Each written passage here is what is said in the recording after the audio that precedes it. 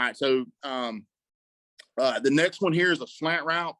I'm really militant in how I teach this. Stop it right there, Coach.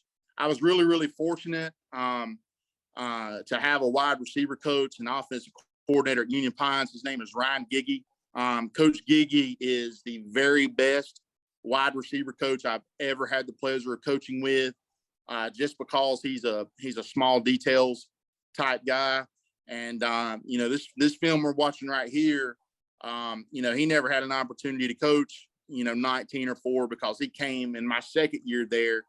But the way that I teach a slant now is for that receiver to get a little bit of a diamond release, which means he's gonna release as if he's running a more fade or some type of outside route.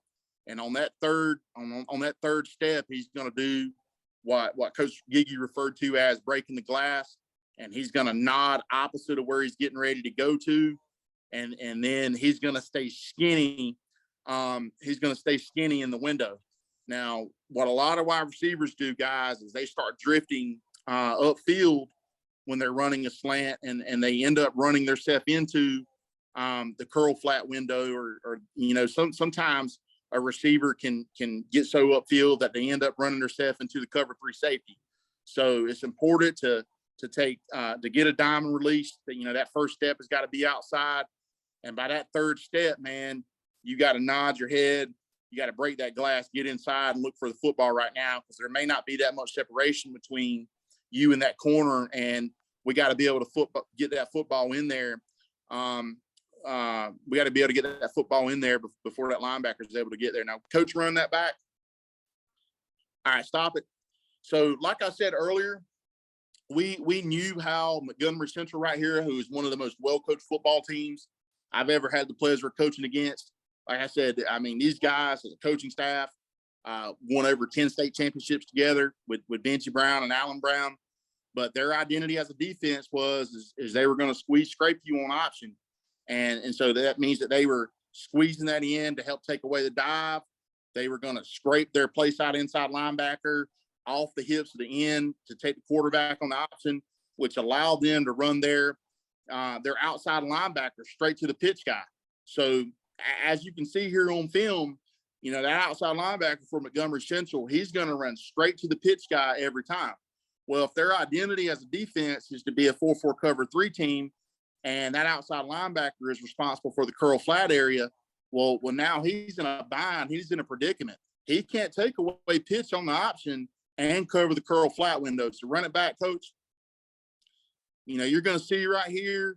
I don't think we did the greatest job of selling option right here, because I tell our running backs, run it all the way back, Coach. Run it back. Run it back. Yeah, keep running it back. Run it back. There you go. Just let it play for a little bit. I'll tell you when to stop it. I appreciate you doing this, Coach Salas. All right, stop it right there. All right, so you guys right here can see we just faked triple option to the left. I'm telling our pitch back right there, number 4. I'm saying, son, you better run like hell as fast as you can to the outside toes of the outside receiver of that X receiver who's running the slant, because as a triple option team, the one thing that's going to scare a defense or a defense coordinator most is a pitch back getting to the perimeter right now. I had the pleasure of learning from Coach Paul Hygert, who, in my opinion, is the best option coach in the state of North Carolina. He's currently the head coach at Edenton Holmes, but I sat down with Coach Hygert a lot, had that relationship with him through my head coach at Southern League, Coach Neal, who worked with him on the Richmond staff. But man, I'll just never forget. I think Coach Hygert ingrained this in my brain, man. That running back's got to run to the outside toes of the outside receiver as fast as he can. That way they think there's legitimately a pitch threat on the option. Like I said, Montgomery Central's a 4-4 cover 3 team here. They've assigned their outside linebacker to the pitch guy. That's going to vacate the curl flat window. Right where he leaves from, guys, we're going to throw the football. And what we're telling our quarterback is pop the hips, throw, pop the hips, throw. That's allowing us to get this thing out quick. Play it, coach. We're able to fit that thing in there right before the safety's able to drive on it. We're going to take our 8 or 9 yards. Now, guys, I know what I'm saying here. Like, some of this is still quick game routes, but you know, some of you guys on here, stop it, coach. Some of you guys on here may be triple option RPO type guys, which is what I consider RPOs anyway, is a form of double or triple option.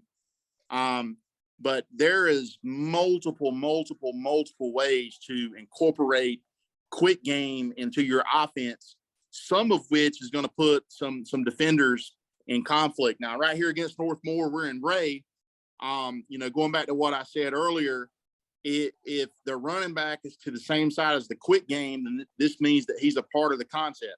If we were just trying to throw a slant right here, which in my opinion, we wouldn't be able to because there's an outside linebacker right there in the slant window, then we would move the back to the other side.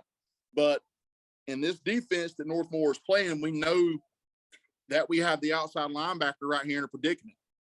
If he's trying to cover the curl flat area and he takes the slant away, we're going to throw the ball to the running back right now in the flat, and we're going to let him go get 3 or 4 yards.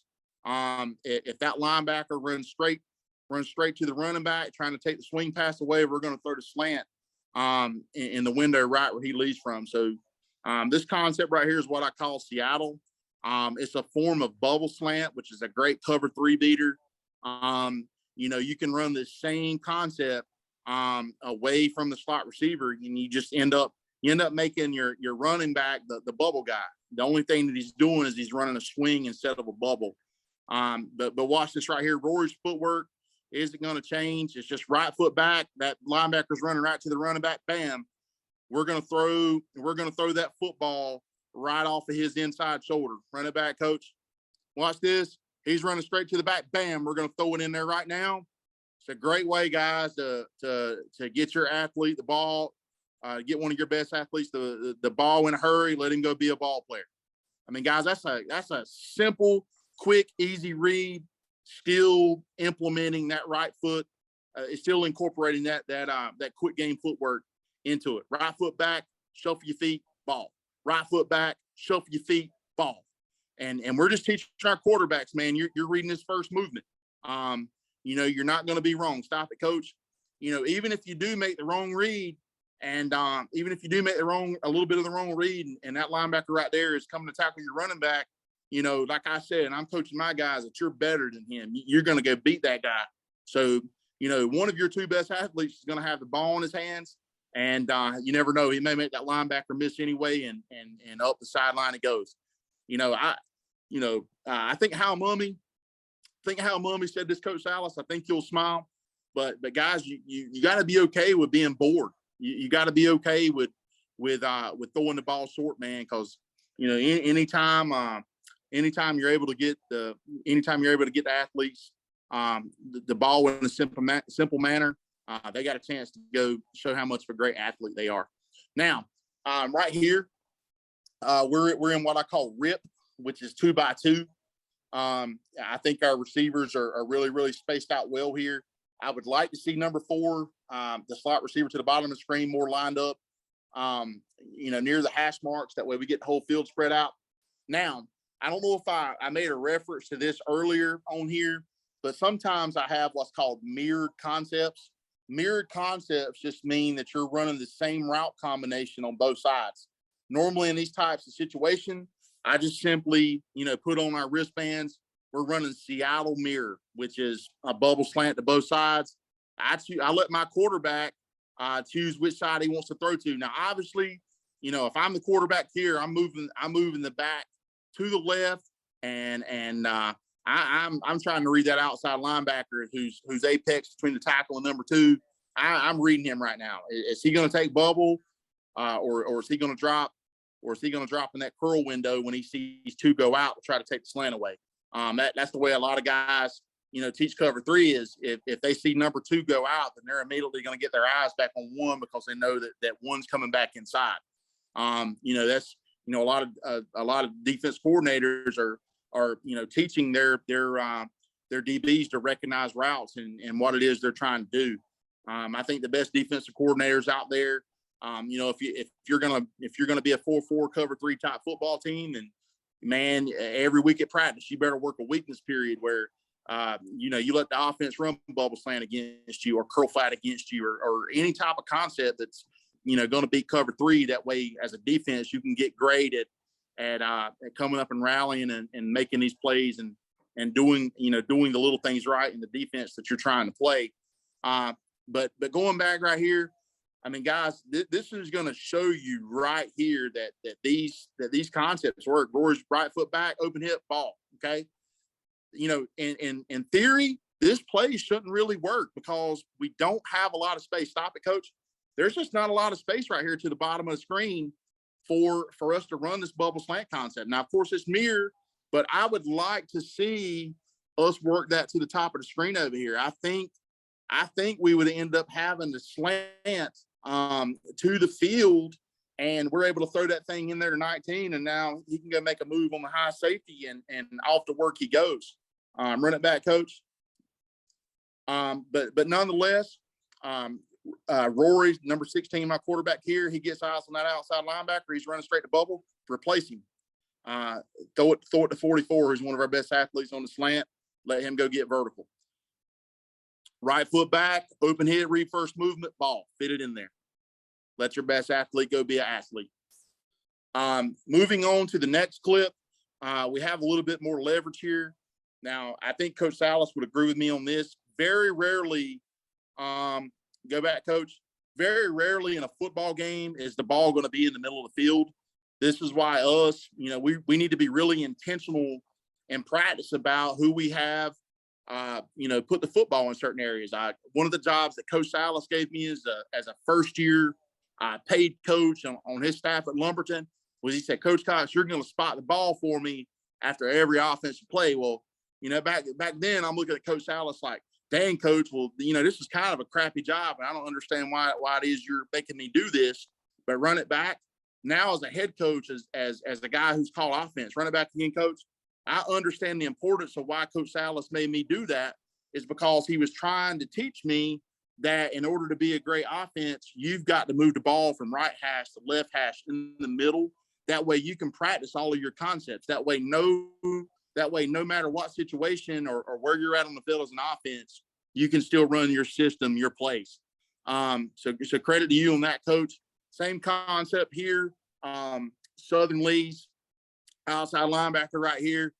They're scared as hell of this bubble because they've seen it all week. He's going to run straight to it. When he doesn't realize that we're able to throw that slant right in there between that linebacker who's dropping to the hook curl area, and that corner's just dropping his third, and now that corner's got to rally up and make a tackle. But like I said, I'm a big Phil Longo guy. You'll never go broke making a profit. Take those 5, 6, 7 yards and take them. Stop it right here. This is a very well coached St. Paul's Bulldogs team. Coach Setzer's the head coach here. They played for a state championship 2 seasons ago. This past season, they got to the 4th round and lost to Princeton in a very good football, in a very, very good football game. But I'm saying all that to tell you guys that, we're running our stuff against good football teams and we're being successful with it. It's one thing to run your plays against a team who's 1-10, 0-11, because, on most of those nights you can run whatever you want to run. But guys, these concepts work against good, well-coached football teams who are making runs in the playoffs. So I'm just telling you, you can incorporate quick game into your offense, and it can work. It can work for you well, no matter who you play. Stop it right there, coach. St. Paul's right here. They give the illusion that they're a cover 3 team on film. But the more and more I kept watching them, they were more of a man-free type team. They would switch up between playing cover 3 and man-free. But right here, nonetheless, they've got their outside linebackers walked up. They were coached. Go take the pitch away. Go take the pitch away. Go take the pitch away. As soon as we ball down, and that backside running back is going to run to the pitch, they're going to vacate the slant window. Guys, if they're going to give it to you, take it. Play it, coach.